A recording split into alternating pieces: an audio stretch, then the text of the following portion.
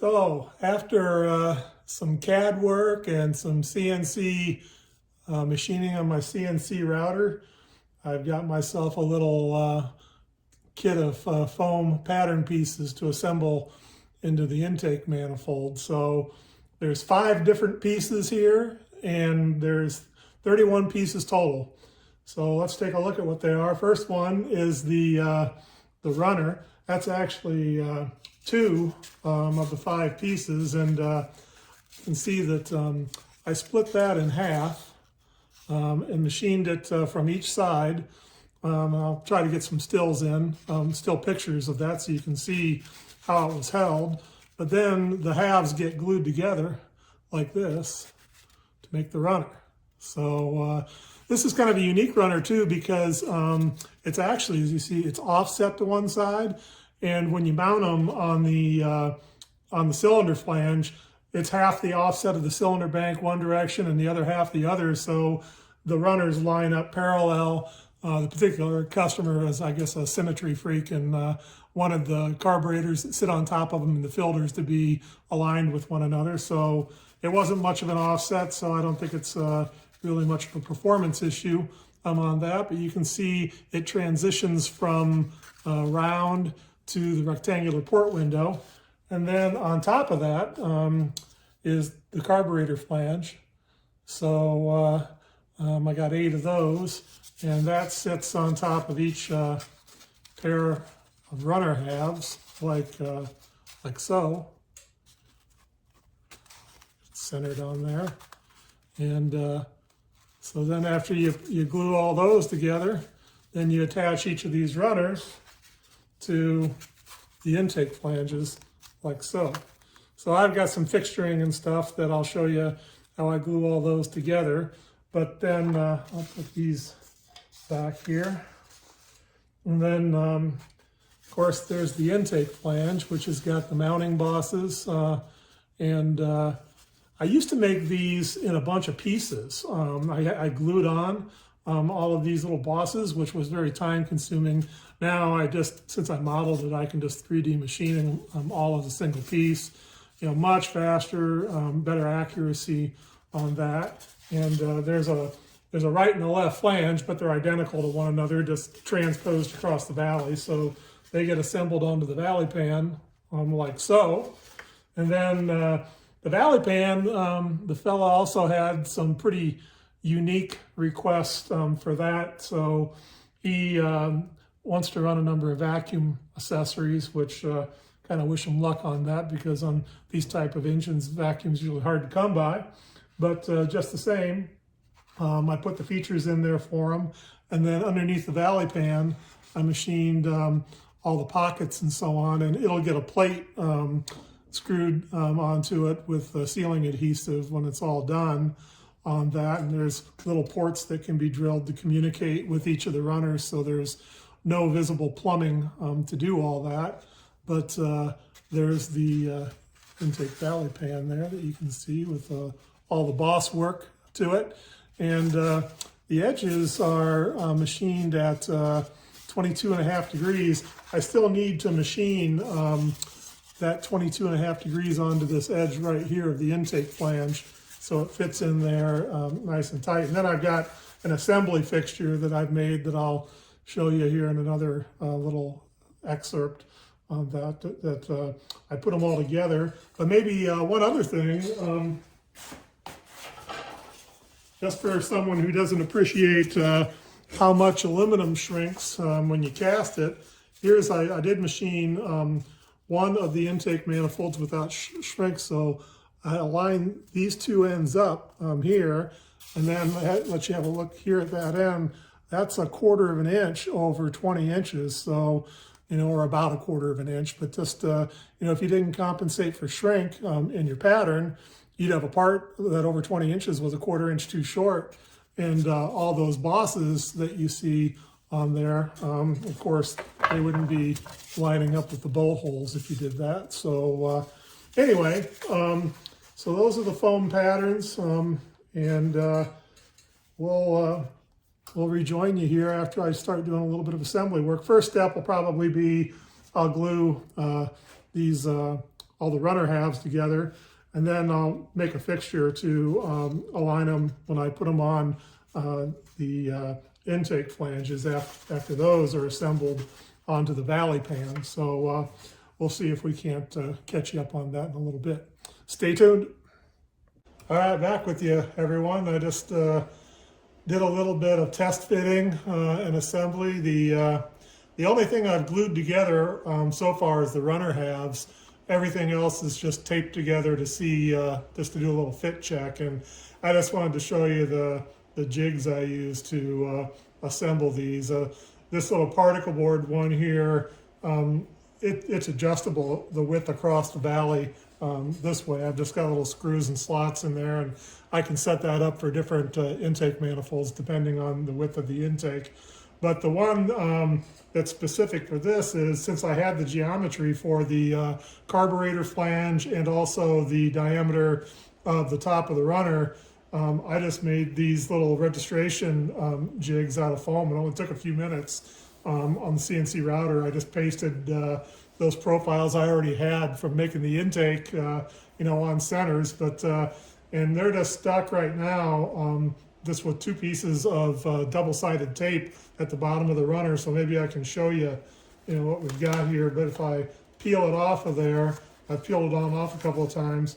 You can see the intake flange here in the valley pan. It's just taped together, and these are just lead weights holding it there. But maybe get a good look at this little fixture here. I just cut the recess for the carb flanges into the top of it. And they fit, pretty snug, you can see there. But just a recess like that for the carb flange, and it holds them all on center and in the right attitude for the mounting ears. And on the bottom, there's an opening here, just for the round opening of the intake runner. And I position them on there, and I can check flatness before I go to assemble them. But again, that holds them all on center and at the right attitude also. So I can use that for a glue fixture like this. And then after I glue the base of the runners on, I can just, I'll take this off the runners and flip it over and use it to glue the carburetor flanges onto the top of the runners. So, and I'll probably also glue little blocks between the two of the pieces here to hold them in relationship to one another. But that's it. Worked out pretty slick. I'm pretty happy with the fit up. I'm going to go ahead and glue up the valley pan, I think tonight, and we'll see about the runners. But you can see the runner halves here glued together. And I did just kind of tune them up a little bit by just rubbing them on a flat plate with a little bit of 220 grit sandpaper to just nicely trues up the surfaces there so they're nice and flat. So when I go to stick them onto the flanges, I'll have a nice glue joint there. So anyway, I'll rejoin you after I got everything glued up, and we'll have a look at the pattern. It should be pretty much complete at that point. Speak shortly. All right, everyone, I'm back with you. I glued up all the pieces. I've got it sitting back together. I've had it off there and done some work, but just to show you the fixturing we talked about here, this back fixture here, or this registration fixture, pulls right off of there. And you can see how those little recesses there, the carburetor flanges fit in the little recess pockets, and this was my jig. I actually just used two-sided tape in the joint and regular packing tape to hold this together, because this is a recurring pattern I use on a number of intakes, so I'll reuse these two pieces right here. I might need to set them a different distance apart, but I just taped them together, and it's surprisingly strong when you use tape that way. But anyway, so that was a pretty important fixture. Of course, the one that it's sitting on. And then we'll take a look at the manifold here. But I did make some little bosses. I just knocked those out in a couple minutes on the CNC router. And I glued them in eight places here. You can see where my finger is, all for each runner. And that's where the communication port for the vacuum plenum underneath gets drilled into each runner on that. So let's have a look at what we've got here. I'll give you a little bit closer look, but So we take a look at the manifold. Yeah, it's really starting to look like an intake manifold now. You can see all the pieces fit together. And then having a look at the underside there's the vacuum plenum, you can see. So it's pretty intricate passages there. So when it's finished machine, there'll just be a plate that gets installed in there with a gasket and some gasket adhesive to seal everything off on that, and see the ports and the runners. And yeah, I think it's pretty close to becoming an intake manifold now. You can have a good look at it here from a couple different angles. Maybe I'll put a still photo in for you too. But from this point, I'll have to put the gating on it. I'll probably do a little detailing too, finish sanding and whatnot, just to kind of shine it up a little bit. But I'll put the gating on it, and then I'll probably put a little reinforcing brace here on top of it too, to make it good and strong for when I dip it, and to keep it in shape when I dip it and pack it and it dries. But that'll be the next excerpt here. We'll be back with you soon. Well, hello everyone, back with you. Covered a lot of ground since the last outtake. See if I can catch you up here, but basically the pattern is gated and ready to be dipped. I've done some detailing on it. I'll show you the gating work and maybe some of the details, and maybe a little discussion about how I constructed the gating. But you can see here on the top, I've got, I guess I'll call it kind of this spider, here. I actually don't think it's necessary at all to feed the part. I think that the part could be adequately fed by these two runners underneath, and the sprue or the Y that I have on top. But the shape of this intake manifold, kind of U-shaped against the valley, made it very flexible this way. So I needed to brace it. In the last excerpt, I said I was going to put a brace in there, like a thin sheet metal brace or something like that. I decided to just do it in foam. I may as well feed it. It serves two purposes, but they wouldn't be there if it wasn't to strengthen the pattern. I don't think that I need it to adequately feed the part, but I put it in there anyway. A couple other things. I did some detailing. You can see the fellow who this is for. He wanted his name on it there. So I'll show you how I made those letters and applied those.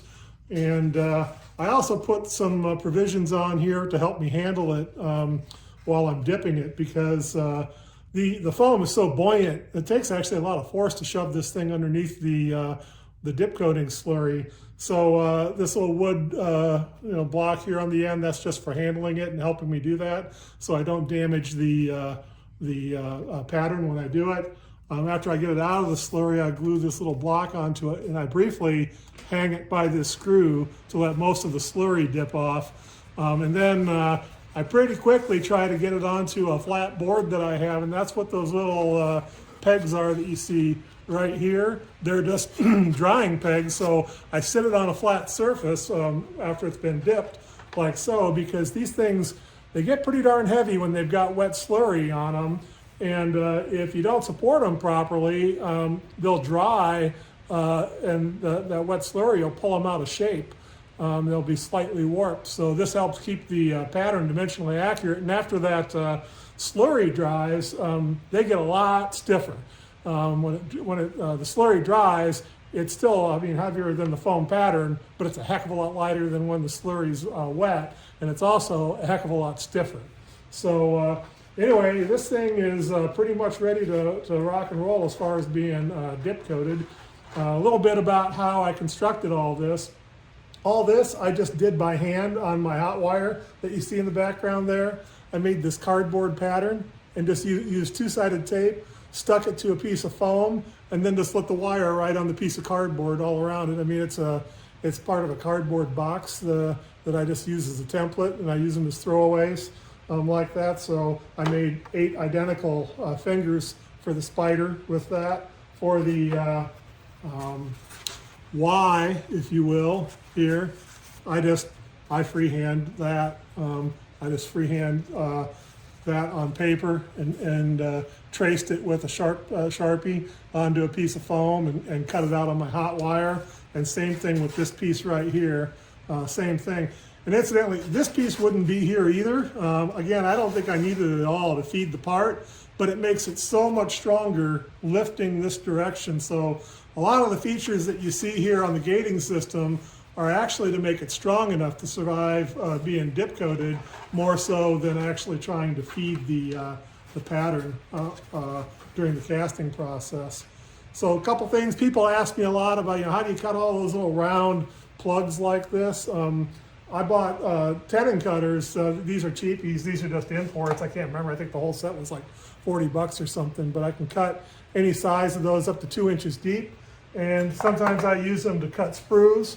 This is a pre-made sprue that I have for when I use round sprues. It's already been dip coated on that. Ball and fillet tools. I use a specially formulated fillet wax that's sold by Freeman Manufacturing and Supply, but it's got an 1/8 inch radius, and I use these fillet tools you see here to apply them, a little ball fillet tool like that to get nice radiuses in corners that I can't machine the radiuses into.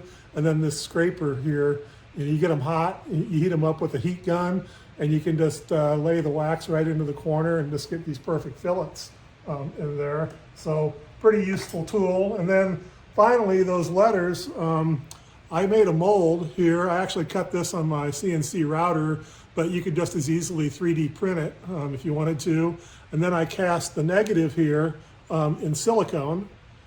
So you can see the negative. And then I just melted some of that fillet wax in a spoon, poured it in there, and then when it solidified, used a hot blade to strike it off. And then you warp the mold and peel them out of there with a sharp pick and place them by hand on the pattern. I place these by hand. Sometimes I make a little backing plaque for them, so that's thin, so they come out all in one piece, and that way you don't have to do all the painstaking work of hand placing all those little letters. These are about 3/8 tall and 45 thousandths thick, and I usually, before I dip coat, I usually pre-coat these with a brush and brush in the refractory to make sure that there aren't any air bubbles or flaws, because they have a tendency to do that because of the intricate details of them. But you can use that method. It doesn't have to be letters. I mean, you can mold existing artwork. If you got something that's an embossment, you can just put a dam around it, cast silicone over it, and use that to make a wax applique, and just stick them to your foam patterns. So that's just some of the detail work that I do. So next step is going to be to dip coat it, and if I can, I'll at least get a picture in there of that, but I usually have my hands full when I'm dip coating this large of a pattern, so we'll see what I can include for you. Speak soon. All right, well, here it goes. It's always a little bit of a nervous time for me, but it's fast, so it doesn't go too bad. So I'll dip this end not quite halfway first.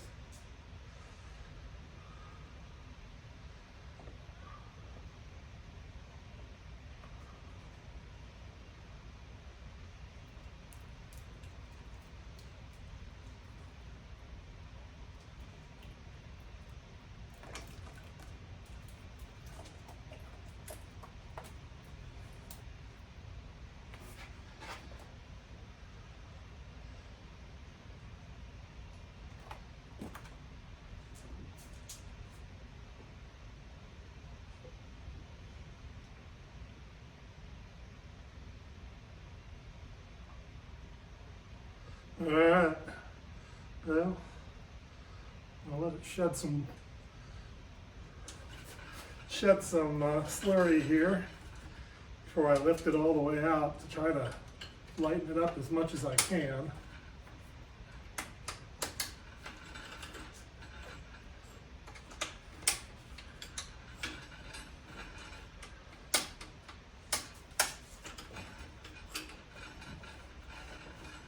Well, maybe not. My arm's stuck here.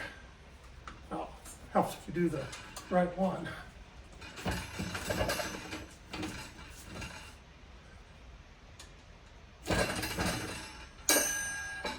Keep an extra hand.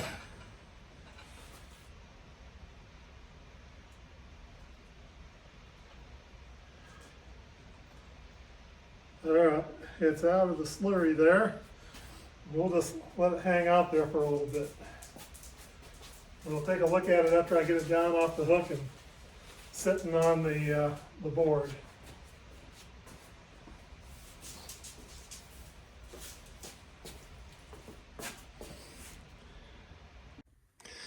Hey everyone, well, I got it down off the hook and sitting on the pegs flat, and it's always a relief when I get her on the ground like that, because it means that I'm probably not going to break it or drop it or do something, disastrous with it. But from this point, it's literally just drying, so I'll just let her sit there, and hopefully I'll be back with you and show you what it looks like after it's dried. You'll just have to take my word for it that the bottom side got it good in the dipping too, because I'm not going to touch it until it's dry. So be back with you soon. Hey everybody, back with you here. So it's all dried, and I'll tell you, it looks pretty good. So I'll give you maybe a little closer look here. But after dip coating, it gains a little weight, and like I said, it gets really heavy when it's wet, but more importantly, it's a lot stiffer now with this refractory coating on it. It really, it feels a lot more substantial for sure. So that'll help in molding it. And if we can show you the underside here. So everything got coated very nicely on that. So the final prep will be is I'll cut that chunk of wood there on the end off, and I'll cut this little wooden chunk here that I used to hang it from off, and as I mold it, I'll glue the sprue extension onto it. But yeah, I think it's looking pretty good, and it's ready for pouring. And it looks like here in the next week or so, after a week or two of sub-zero temperatures, we're actually going to have some unseasonably warm temperatures. So hopefully I've got a good casting window coming up, and I'll be able to pour some molten metal on this thing. And you can probably see there I got a couple of filter assemblies for it in the background. This project gets a couple of air filters too. But yeah, outside of that, I think that we're ready to rock and roll. The little feet here on the bottom worked really well for keeping it flat. It sits nice and flat, doesn't rock. I think it's probably got as good a chance to stay in shape as I could possibly give it. So we'll rejoin you, and hopefully next time we speak in the next excerpt, I'll have, instead of a coated foam pattern, I'll have a casting to talk about. Speak soon.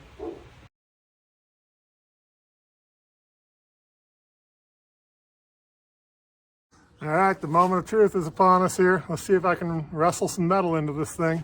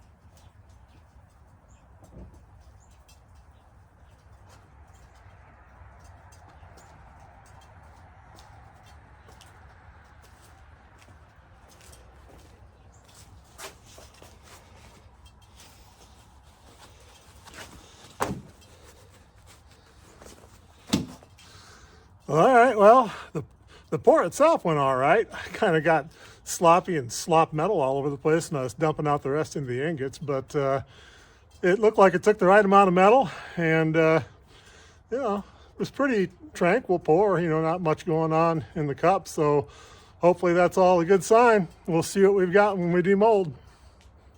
All right, well, we'll see if we can get that thing out of there. Hold on.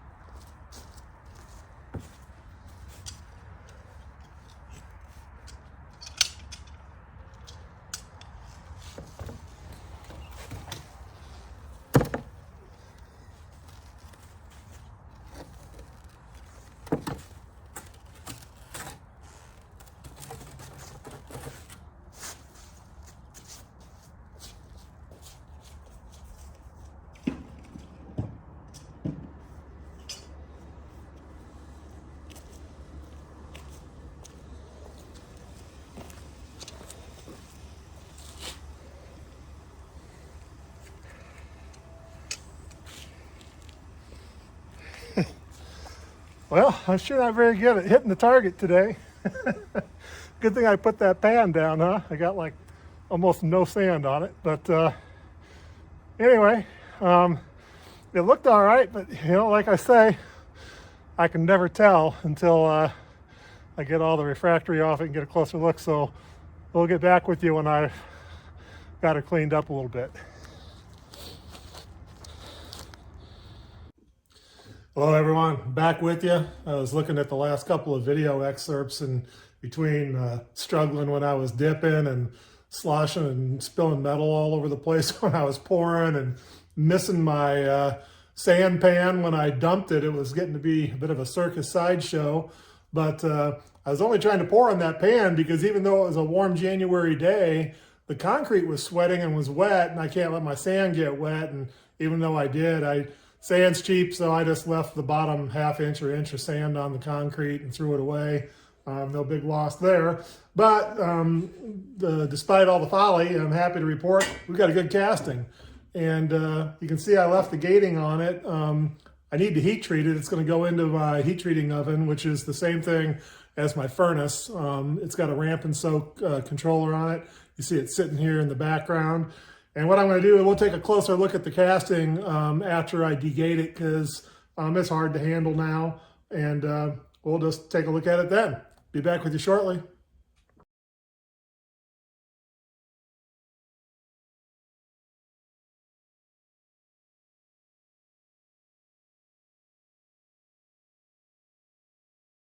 Hey everyone, I'm back with you, and you can see I let it spend some time in the heat treat oven, and I could hardly wait to get it out of there so I could take it over and introduce it to my mill, so I could get that gating off. You can see the gating laying there in the background, so I sawed all that stuff off of there, and now I can have a look at it, or we can have a little closer look at it here.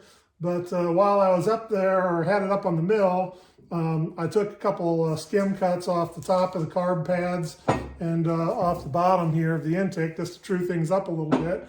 And while I had it up there on the mill, I went ahead and indicated it in, and so I could see how we did on the shrink. And I went ahead and drilled and tapped the mounting holes for the carburetors. And I have to say that the top gating did its job very nicely. You can kind of see there all the mounting bolt holes land nice and in the middle of all the corresponding bosses for them. So happy with that. The detail there of the lettering, that came out nicely. All the features on the bottom side, they look very good as well. So I'll take a couple of still photos because it's a little easier to show you close-ups and get decent quality pictures so you can see how it looks up close in the pictures. But yeah, I'm going to say that this concludes really the casting part of the project. I still got some machining and some work to do, some other trinkets and linkage and whatnot to build it into a working induction system. But maybe I'll do a part 2 video for all of that, but I'm going to call it a wrap on this and chalk one up in the success column. So thanks for watching. Take care, and maybe we'll see you over at thehomefoundry.org. Take care.